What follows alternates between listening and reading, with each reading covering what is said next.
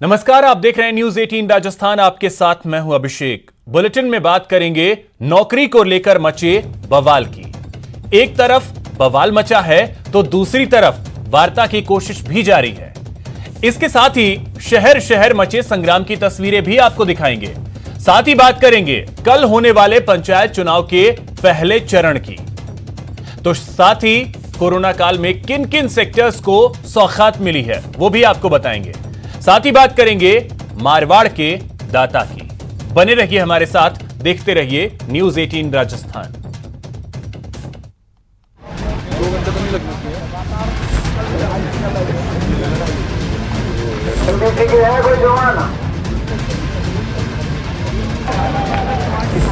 2 घंटे तो नहीं लगने चाहिए।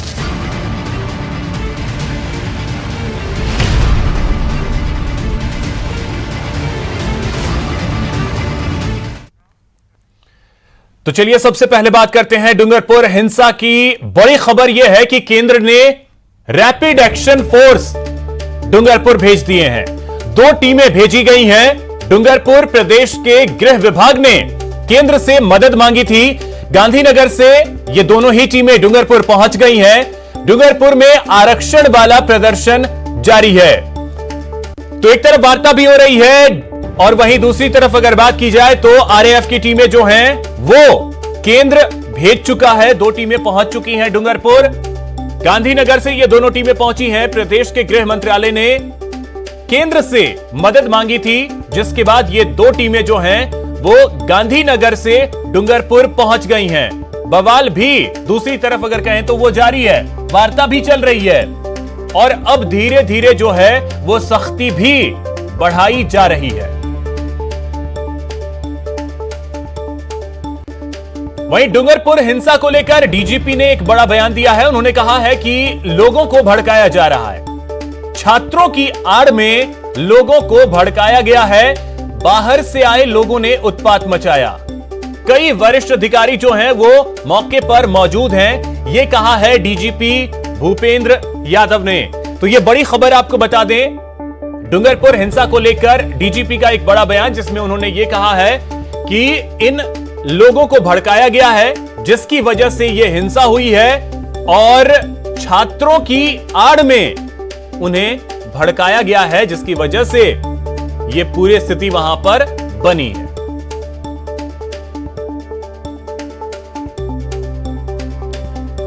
तो बड़ी खबर यह है कि लगातार डूंगरपुर और उदयपुर की अगर बात की जाए तो स्थिति को कंट्रोल में करने के लिए लगातार कोशिशें तो चल रही हैं, लेकिन फिलहाल स्थिति पूरी तरीके से अगर कहें तो वो काबू में नहीं है, क्योंकि अभी बड़ी जानकारी जो ये निकल करके सामने आई कि ऋषभदेव की पहाड़ियों पर कई जो उपद्रवी हैं वो इकट्ठा हो गए। लवली हमारे सहयोगी अधिक जानकारी के साथ जुड़ गए। लवली, टीमें तो पहुंच गई हैं आरएएफ की डूंगरपुर। डीजीपी ने यह कहा है कि इन लोगों को भड़काया गया है, यानी अब जो मामला था एक तरीके से कहें 1167 पदों को लेकर के, सिर्फ वहीं तक ये बातें नहीं दिख रही हैं अब। देखिए, बिल्कुल आपने सही कहा। मैं इस बात को लेकर के, जैसे कि डीजीपी ने इस बात को स्वीकार किया है और कहा भी है कि वहां पर जो बाहरी लोग पहुंचे हैं अन्य राज्यों से, ऐसा इनपुट जो है वो राजस्थान पुलिस को तथ्यात्मक रूप से मिल चुका है। तो उस पर अब कार्रवाई जो है वो भविष्य में की जाएगी। लेकिन फिलहाल जो सबसे पहला जो काम है राजस्थान पुलिस का वो ये है कि वहां पर अमन चैन शांति को और कानून व्यवस्था को कायम किया जाए। तो ऐसे में डीजीपी जो है वो लगातार वहां पर 10 से ज्यादा आईपीएस अधिकारी जो है वो इस वक्त तैनात हैं, जो वहां के डूंगरपुर के एसपी हैं, उदयपुर के एसपी हैं, उनके अलावा जो अन्य जो आसपास के जिलों के अफसर हैं उन्हें भेजा गया है। जयपुर से भी स्पेशलिस्ट टीम के जो 3 पुलिसिंग के माहिर अफसर हैं उन्हें भी वहां पर भेजा गया है। चाहे वो पुलिस कमिश्नर आनंद श्रीवास्तव की बात हो, चाहे दिनेश एमएन की बात हो, चाहे एमएल लाठर की बात हो, सभी लोग वहां मौके पर पहुंचे हुए हैं। फिलहाल आपको बता दें, डूंगरपुर मामले को लेकर के आरएएफ की जो टीमें हैं वो हाईवे को खाली कराने के लिए भेजी गई थी, लेकिन हाईवे खाली होने के बाद में, खेरबड़ा वाली हिंसा समाप्त होने के बाद में ऋषभदेव का नया मामला आया है। तो आरएएफ की टीमों को अब डाइवर्ट किया जाएगा ऋषभदेव की तरफ। अभी जो इनपुट्स मिल रहा है ऋषभदेव की तरफ डाइवर्ट किया जाएगा। और अभी एक गृह मंत्रालय राजस्थान की ओर से केंद्रीय गृह मंत्रालय को, भारत सरकार को एक पत्र और लिखा गया है, जिसमें और मांग की गई है फोर्स की। हो सकता है सीआरपीएफ को जो है वो यहाँ पर तैनात किया जाए भविष्य में, जिस तरह की परिस्थितियां अगर बनती है। वैसे पुलिस को ये अंदेशा है कि पूरी तरह से यहाँ पर काबू पा लिया जाएगा। जैसे इनपुट्स मिल रहे हैं, केवल कुछ एक इलाकों के अंदर जो युवा हैं वो इस तरह का प्रदर्शन कर रहे हैं, लेकिन उनके जो लीडर्स हैं, उनके जो नेता हैं वो तमाम तरह से सरकार के साथ नजर आ रहे हैं और सरकार ने जो वादा किया है, जो उनके साथ जो आज वार्ता हुई है वो काफी सकारात्मक वार्ता आई है, लेकिन उसके बावजूद भी ये कम्युनिकेशन का गैप कहा जा सकता है। सोशल मीडिया पर जिस तरह की स्थिति आती है वहां पर इंटरनेट को लगातार बंद किया हुआ है। अब आपको बता दें, जो पुलिस अधिकारी जो उदयपुर में डेरा डाले हुए थे, वो पुलिस अधिकारी अब से कुछ देर बाद में जो इलाका है ऋषभ देव का, वहां के लिए जो है पूरी बटालियन को लेकर के रवाना होंगे, फोर्सेस को लेकर के रवाना होंगे। उदयपुर संभाग की जो आईजी है विनीता ठाकुर, उन्होंने तमाम जो जिले के जो एसपी हैं, जो चित्तौड़गढ़, बांसवाड़ा, प्रतापगढ़ और अन्य जिलों के जो एसपी हैं, उन्हें अलर्ट मोड पर रखा गया था। उनकी तरफ से जो बिल्कुल, अब बेहद अहम है कि सभी को अलर्ट पे रखा जाए, क्योंकि लगातार जो स्थिति है वो नियंत्रण में करने की कोशिश तो चल रही है, लेकिन कई जगहों पर अभी भी नियंत्रण से बाहर हैं चीजें। बहुत शुक्रिया लवली आपका इन तमाम जानकारियों के लिए। चलिए अब डूंगरपुर और उदयपुर हिंसा की आपको 6 तस्वीरें दिखाते हैं। अब देखिए कि कैसे आज दिन भर, चौथा दिन आज था, कभी सुलह की बात हुई तो कभी हिंसा होती रही।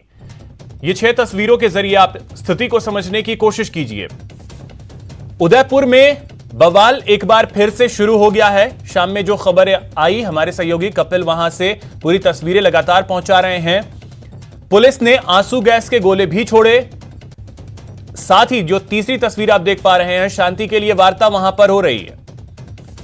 लेकिन बड़ी जानकारी यह है कि उदयपुर में एक बार फिर से बवाल जो है वो शुरू हो गया है। ऋषभ देव की पहाड़ियों पर उपद्रवी पहुंच गए हैं और उन्होंने वहां पर अपना डेरा जमा लिया है, जिसके बाद पुलिस ने आंसू गैस के गोले तो छोड़े हैं, लेकिन उसका ज्यादा कोई असर जो है वो इन उपद्रवियों पर हुआ नहीं है। उपद्रवी वहां पर डेरा जमाए हुए बैठे हैं। अच्छी बात यह है कि ऋषभ देव के जो स्थानीय ग्रामीण लोग हैं वो पुलिस के साथ हैं, पुलिस का सहयोग कर रहे हैं। यह पुलिस के लिए एक अच्छी बात जरूर है। ऋषभदेव कस्बे में बवाल थमने का नाम नहीं ले रहा है और हम इस समय उस पहाड़ी पर मौजूद है जहां पर उपद्रवी मौजूद है। और आप देखिए कि हमारे ठीक सामने पुलिसकर्मी और उपद्रवियों का आमने सामना हो रहा है। यहाँ पर बड़ी तादाद में पुलिसकर्मियों के सहयोग के लिए क्षेत्रवासी भी मौजूद है और पुलिस धीरे धीरे आगे बढ़ते हुए आधी पहाड़ी पर पहुंच चुकी है। आप देखिए कि जो उपद्रवी हैं वो पहाड़ी के ऊपर अभी भी मौजूद है और लगातार पत्थर बरसा रहे हैं। पुलिस उन्हें रोकने के लिए यहाँ पर आंसू गैस के गोले छोड़ रही है, लेकिन बहुत ज्यादा असरदायी नजर नहीं आ रहा। दूसरी ओर आपको मैं और दिखाऊंगा, देखिए हर तरफ पहाड़ी पर जो उपद्रवी है उनको फैला हुआ देखा जा सकता है। आप देखिए कि हर पहाड़ी पर, दूसरी पहाड़ियों पर भी जो उपद्रवी है वो लगातार नीचे उतर रहे हैं और पथराव करते हुए हम उन्हें देख सकते हैं। वो पहाड़ियों पर से पुलिस के जाब्ते पर और जो कस्बे में क्षेत्रवासी हैं उन पर लगातार पथराव कर रहे हैं। और ये जो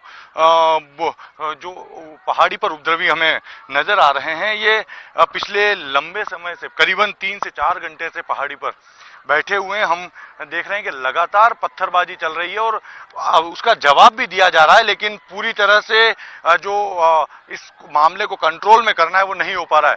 दूसरी ओर जो दूसरी पहाड़ियां आसपास की, वहां पर पुलिस ने कब्जा जमा लिया है ताकि जो उपद्रवी है वो उस पहाड़ी पर जाकर पूरे कस्बे को चारों ओर से ना घेर ले। तो ये एक रणनीति के तहत पुलिस काम करने की जरूर कोशिश कर रही है और धीरे धीरे पुलिस का जाब्ता भी यहाँ पर बढ़ा दिया गया है। लोगों में काफी खौफ देख सकते हैं आप। ये जो बिल्डिंग ठीक सामने, इसमें आप देखिए कि बंद करके जो क्षेत्रवासी हैं घरों के अंदर मौजूद हैं और खौफ ज्यादा है, क्योंकि उनके ठीक सामने जो उपद्रवी हैं वो पिछले कई घंटों से यहाँ पर तांडव मचा रहे हैं, लगातार पत्थर बरसा रहे हैं, जिस पथराव में कई पुलिसकर्मी घायल हुए हैं, कुछ क्षेत्रवासियों को चोटें भी लगी है और उन्हें इलाज के लिए यहाँ से ले जाया गया है। लेकिन अभी भी उपद्रवी पहाड़ियों पर तैनात है और पुलिस उनका डटकर इसी पहाड़ी पर मुकाबला कर रही है। तो इस वक्त हमारे सहयोगी कपिल श्रीमाली सीधे जुड़ रहे हैं उदयपुर से, जो ऋषभ देव की पहाड़ियों के पास मौजूद है, वहां से तस्वीरें लगातार पहुंचा रहे हैं। कपिल, सबसे पहले तो इस वक्त की स्थिति वहां पे क्या है, क्योंकि 4-5 घंटे से ज्यादा का वक्त बीत चुका है, क्या स्थिति वहां की है इस वक्त? देखिए, स्थिति अभी भी काबू में नहीं है और अब पूरी तरह से अंधेरा हो चुका है और पहाड़ियों पर अभी भी आदिवासी जो है वो जो उपद्रवी है वो मौजूद हैं। जो मोबाइल की टॉर्च के मार्फत ये पता लग रहा है कि जो उपद्रवी है वो अभी भी पहाड़ियों पर मौजूद है। पुलिस नीचे से सर्च लाइट के माध्यम से उनकी लोकेशन ट्रेस कर रही है कि वो किसी और रास्ते से पहाड़ी से नीचे उतरकर कस्बे में ना घुस आए। इसको लेकर प्रयास किए जा रहे हैं। पुलिस का जो पूरा जाब्ता है वो पूरे पहाड़ी के निचले हिस्से में तैनात हो चुका है, लेकिन अभी जो आदिवासी जो उपद्रवी हैं वो ऊपर से थोड़ी थोड़ी देर में पत्थर फेंक रहे हैं। इसके अलावा चारों ओर शोर मचा रहे हैं। तो जो ऋषभदेव कस्बे के जो निवासी आप देखिए कि अभी भी उस पहाड़ी के नीचे यहाँ पर डटे हुए हैं।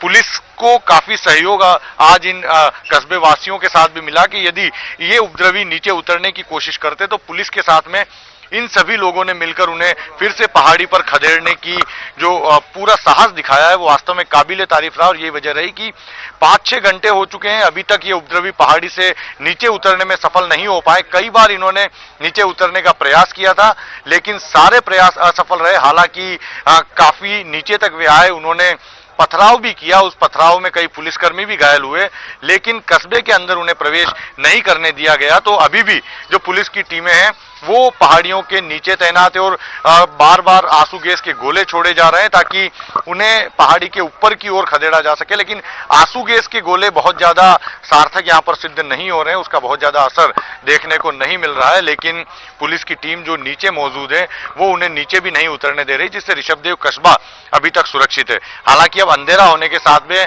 कस्बे वासियों को भी ये अंदेशा होने लगा है, भय सताने लगा है कि अंधेरे का फायदा उठाकर दूसरे रास्तों से ये जो उपद्रवी है कस्बे में प्रवेश ना कर जाए।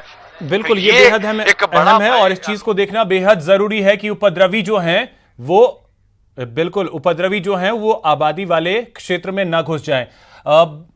डूंगरपुर से हमारे सहयोगी जयेश भी लगातार जुड़े हुए हैं।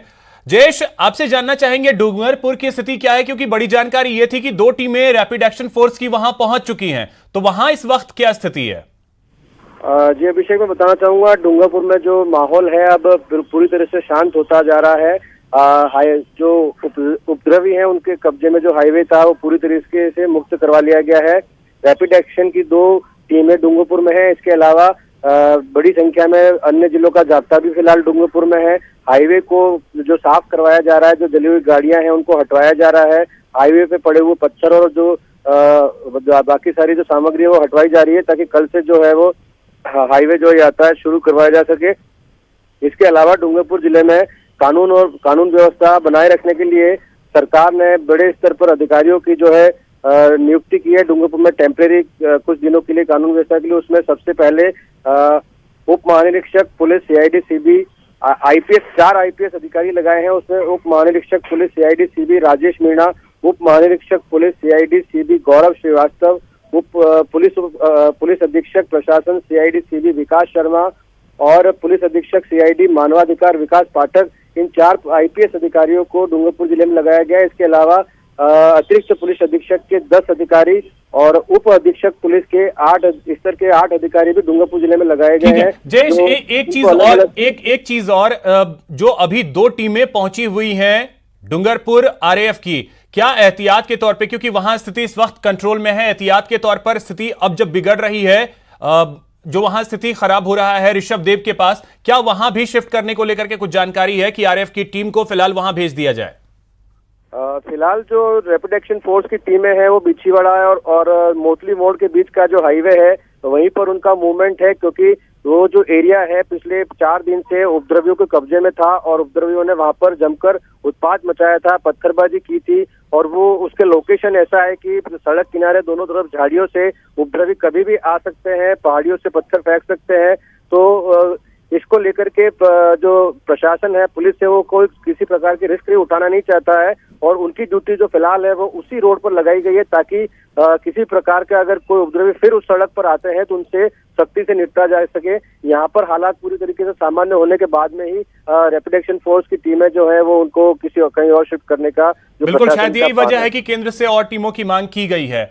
कपिल, अब एक चीज अगर आपसे मैं समझूं, देखिए जो जानकारी हमारे सहयोगी जयपुर से लवली वधवा दे रहे थे उसके अनुसार भी डीजीपी ने भी यह कहा है कि लोगों को भड़काया जा रहा है छात्रों की आड़ में। तो अब ये एक तरीके से तो पूरी तरीके से स्पष्ट हो गया है, जो वहां पे पहाड़ियों पर से पत्थर फेंक रहे हैं, यह स्पष्ट हो गया है कि छात्रों की आड़ में ही भड़काया तो जरूर जा रहा है। शायद यही वजह है कि अभी भी वहां हम देख पा रहे हैं कि पत्थरबाजी हो रही है। तो मांगे सिर्फ शिक्षक भर्ती या कोई और चीजें, छोटी मोटी चीजें तो अब हो नहीं सकती हैं।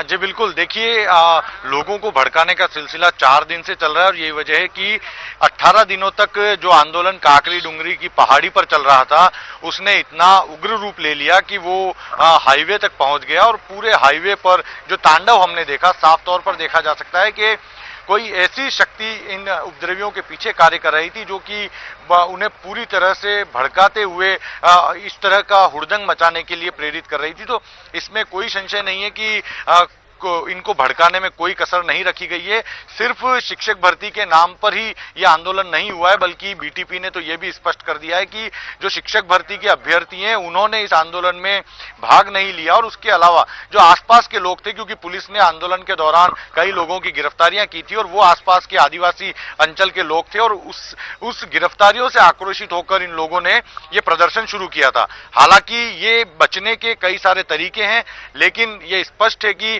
शिक्षक भर्ती की मांग को प्रमुखता से अंतिम बैठक तक उठाया गया। तो निश्चित तौर पर जो प्रमुख जो आंदोलन का जो विषय था वो शिक्षक रीट 2018 के जो पद हैं वो आरक्षित पदों पर भर्ती करने की मांग को लेकर ही था और उसी को लेकर इस आंदोलन को किया गया। कई लोगों ने भड़काने की कोशिश की। अब देखना अहम होगा कि देखिए, बिल्कुल ये सारी अब जांच होने के बाद ही स्थिति स्पष्ट होगी। फिलहाल बहुत शुक्रिया जयेश और कपिल, आप दोनों का इन तमाम जानकारियों के लिए।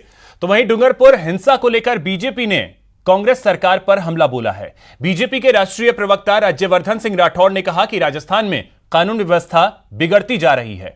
राठौड़ ने कहा कि सरकार ने आंदोलनकारियों से वार्ता नहीं की, संवाद के अभाव में स्थिति बिगड़ रही है। सरकार को सिर्फ अपनी चिंता है। राज्यवर्धन सिंह राठौड़ ने कहा कि कांग्रेस सरकार ऑटो पायलट मोड में चल रही है।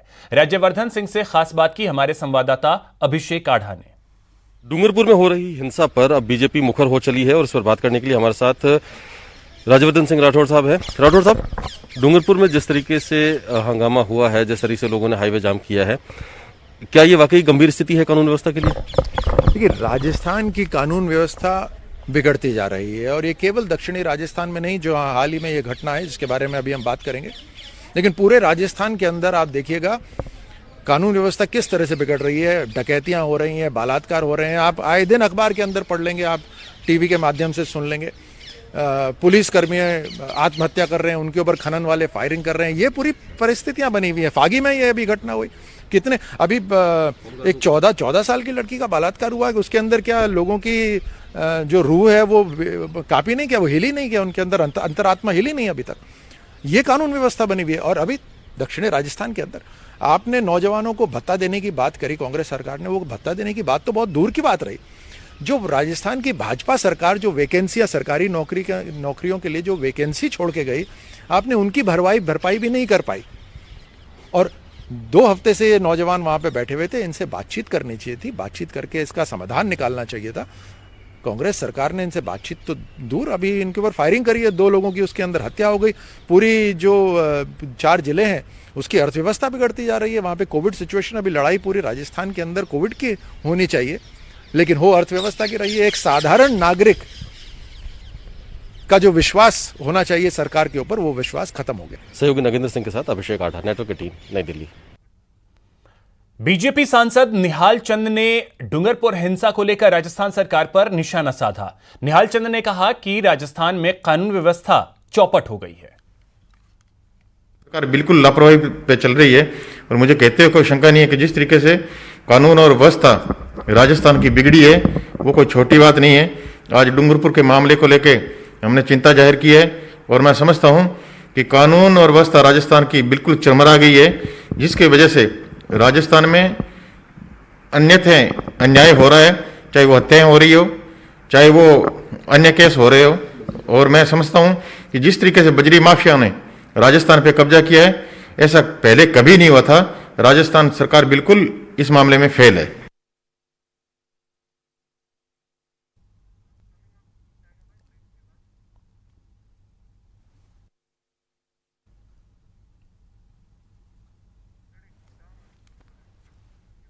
यहां रुकेंगे एक छोटे से ब्रेक के लिए। ब्रेक के बाद आपको दिखाएंगे 2 गुटों में खूनी संघर्ष।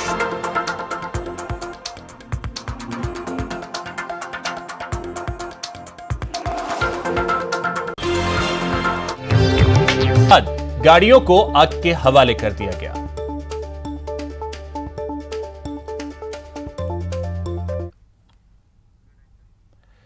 प्रेम विवाह की नीयत से लड़की को भगाकर ले जाने के मामले में परिजनों में आपसी विवाद हो गया और विवाह समारोह के दौरान लड़का और लड़की पक्ष के परिजन आपस में भिड़ गए। इस दौरान जमकर पत्थरबाजी के साथ फायरिंग भी हुई, जिसके बाद गुस्साए लोगों ने एक स्कॉर्पियो के साथ साथ एक ट्रैक्टर को आग के हवाले कर दिया। तस्वीरें भी आप देख सकते हैं कि इस तरह धुधुकर ये वाहन जल रहे हैं और एक दूसरे पर लोग पत्थरबाजी कर रहे हैं। सूचना के बाद मौके पर पहुंची दमकल की टीम ने आग पर काबू पाया। तब तक वाहन पूरी तरीके से जल चुके थे। घटना में घायल लोगों को अस्पताल में भर्ती करवाया गया। आपको बता दें कि मामला जोधपुर फलौदी कस्बे के गांव बैगटी खुर्द का है।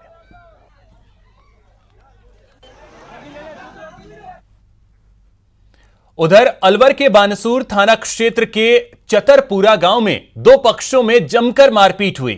मारपीट का वीडियो सोशल मीडिया पर वायरल हो रहा है। वीडियो में आप देख सकते हैं कि कैसे एक पक्ष दूसरे पर लाठी डंडे से हमला कर रहा है। मारपीट में एक महिला के हाथ की उंगली कटकर जमीन पर गिर गई। बताया जा रहा है कि यह संघर्ष आपसी रंजिश की वजह से हुआ। वहीं पीड़ित परिवार ने भिवाड़ी पुलिस अधीक्षक से न्याय की गुहार लगाई है।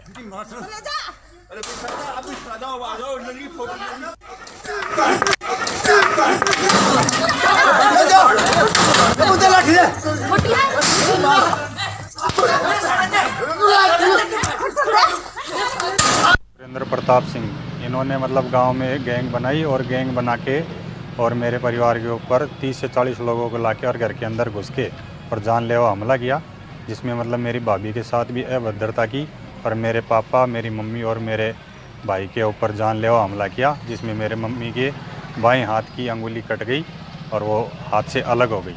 और हमने ये पुलिस थाने में ये मामला दर्ज करवाया, लेकिन अभी तक पुलिस की तरफ से कोई कार्रवाई नहीं हुई। हम पुलिस अधीक्षक से ये मांग करते हैं कि जल्द से जल्द मुजरिमों की गिरफ्तारी करें। चलिए बात एक्शन में पुलिस की करते हैं। आपके टीवी स्क्रीन पर जोधपुर और भरतपुर की तस्वीरें हैं, जहां पुलिस ने अवैध शराब के खिलाफ कार्रवाई की। जोधपुर में पुलिस ने नाकाबंदी कर शराब से भरी एक पिकअप को पकड़ा और शराब की 69 कार्टन जब्त की। साथ ही आरोपी ड्राइवर को भी गिरफ्तार कर लिया है। तो उधर भरतपुर के कामा में पंचायत चुनाव से पहले पुलिस और आबकारी विभाग ने अवैध शराब विक्रेताओं पर कार्रवाई की और कई जगहों से अवैध शराब बरामद की।